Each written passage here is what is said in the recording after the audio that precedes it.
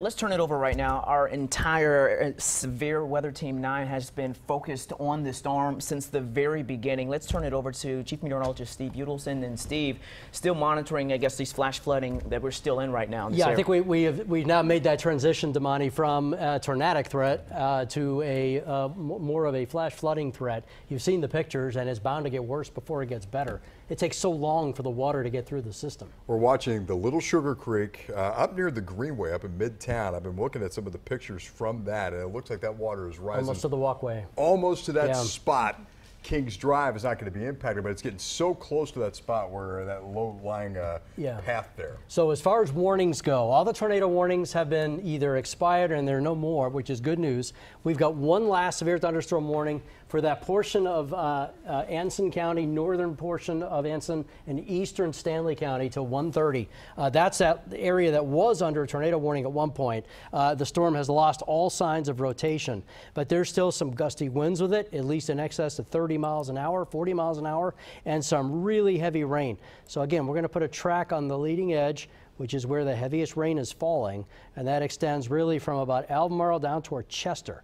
That's going to move to the east, the better part of 35 to 40 miles an hour. So this is when the heavy rain and still some gusty winds arrive. Wingate and Norwood by 1:30. Same for Marshville. A little after 1:30 for Ansonville and Mount Gilead on toward Peachland and Polkton about 1:40 and Lancaster about 1:45. Jacqueline, you've been going through some of the photos that we've been seeing on Facebook and on Twitter, and just the yards flooded, everything covered in debris. Yeah, in some spots, it's not only, you know, the rivers, creeks, and streams, which we'll be watching those through tomorrow, really. That's a long-standing impact as the river and the waterways continue to flow, but that pooling on roadways is something that we're dealing with right now. In addition, not only to yards being flooded, we've actually heard of some houses being flooded in various areas. We can't even nail it down into one specific area. That line of heavy rain that brought with it that tornado threat also brought with it such heavy rain that we had things overflowing their banks. We had rivers overflowing their banks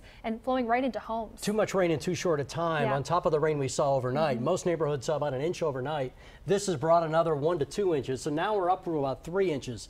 So those normal flood-prone spots, John, that we were just talking about up by the the hospital by the creek, maybe even some bridges that go over creeks. They may be in danger over the next hour or so because it's going to take 1 to 2 hours at least for all the water that's on streets to soak into the ground and get into streams, and they will start to rise, as you've been watching on the Stormwater website. I've been watching the Little Hope Creek down in South Charlotte, right near Colonial Village. That's looking very high as you get up and toward Montford, up near let's see, Mockingbird Lane. That's looking pretty high down there in that part of South Charlotte, if you know where I'm talking about.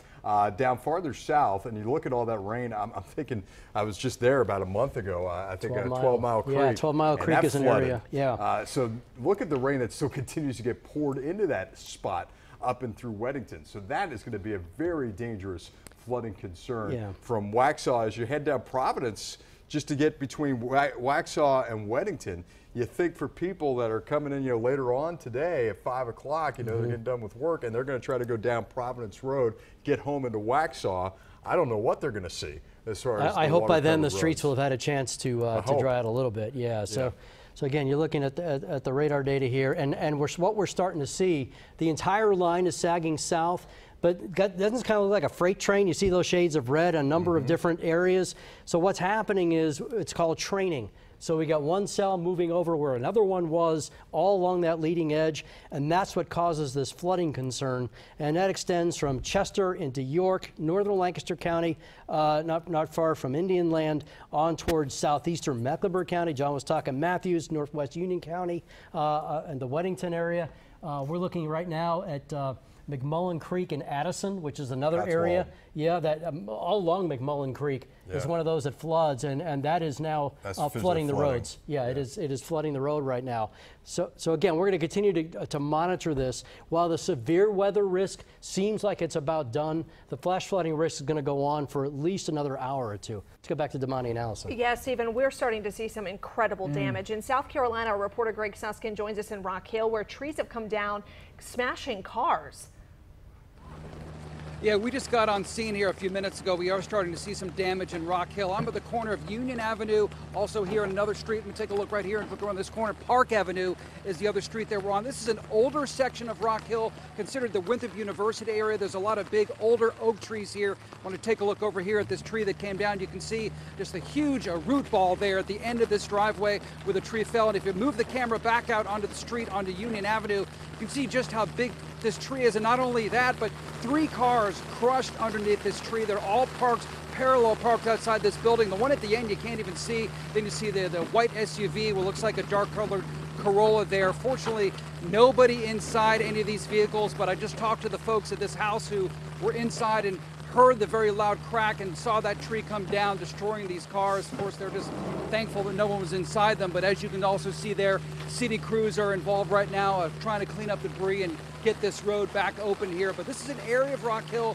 that sees a lot of this during these kind of storms, with a lot of these old trees that tend to come down during this kind of weather. Of course, keep an eye out for it and bring you what else we find later on this afternoon.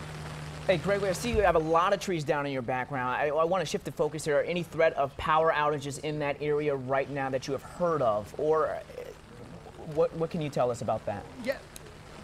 Yeah, power is out, of course, right where we are. When we turned off of Oakland Avenue near Winthrop to come down the street, the traffic light was out there. We made a right turn off of that road, but the other lights in that area were on. I'm told the power's out, mainly because you can see there's also a crew. If we can, John, move the camera maybe over there, you can see there's a person there in a cherry picker and a bucket truck going up to the power lines. You can see where there was damage there, but the outages I've heard so far in York County, relatively few considering that the weather that we have, but certainly they're having a problem right here because of this tree and are going to have to really watch this area for the rest of the afternoon. I guess. Well, it's incredible by what you see in his live shot too, is that it's not just a branch that snapped off, the entire tree ripped out from the root system. And I think the better news is that no one was hurt in that, obviously. Absolutely. Greg, that's thank all you so we can much. hope for. Yeah. Let's head to Kannapolis, where Susanna Black joins us, and there's been some significant damage in Cabarrus County with roofs ripped off of buildings and homes and trees down there too. Susanna?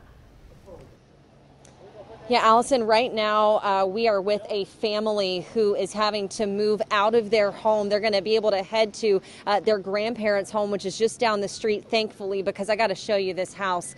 Just take a look at this damage. You can see siding is ripped off, windows are blown in. This entire porch right here on that corner has been ripped off. There was a 16-year-old boy who was home alone here when he says he heard what sounded like that classic sound we hear, right? Sounded like a train coming. He saw a wall of rain, and then the next thing he knew, glass was blowing in from the front door, from the back glass sliding door. So he went and hid in a closet. No injuries here, thankfully. But again, the homeowners here tell me that this is a total loss. And when I spoke with you last, Kannapolis officials told us that there was a tornado that touched down. That was over on Lane Street, and we are not far from there at all, maybe just a few blocks.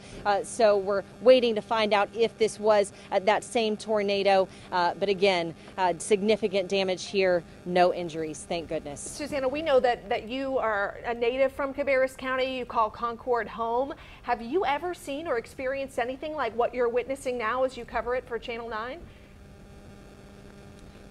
I have never, and in fact, when we were over near Cottle Creek off of Poplar Tent, I heard those tornado sirens go off a couple of times. It's really an unsettling sound the first time I had ever heard it, but it was such a necessary warning for folks in the area to take cover. And again, things like that, folks being prepared, the city being prepared, I think have really helped to curb any injuries here. Susanna, have you seen any homes in that area obviously having as much damage as the one that you're standing next to, or is it all the damage specifically to that house?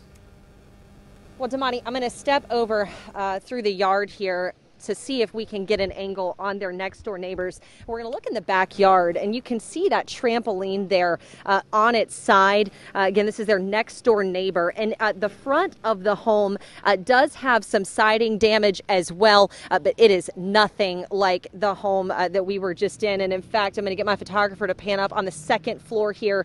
You can see shutters gone, part of the gutter is gone, siding gone, and even in the backyard, we actually if we've got some time, I'm going to get my photojournalist to come with me to the backyard where there was a bathtub lying out in the middle of their yard on top of some trees. This house was really just rocked by whatever this is. We're going to come around to see the insulation, and right through there between these trees is that bathtub. So it's been just an experience for this family, but they're in really good spirits for everything that they've gone through. Well, things and property can be replaced, Susanna, lives cannot, and we are just really grateful as we continue to go to many of our live reporters like you out in the field that we're not hearing so far of serious injuries. Yeah. We hope that continues to be the case throughout the day, but we know that we are not in the clear yet.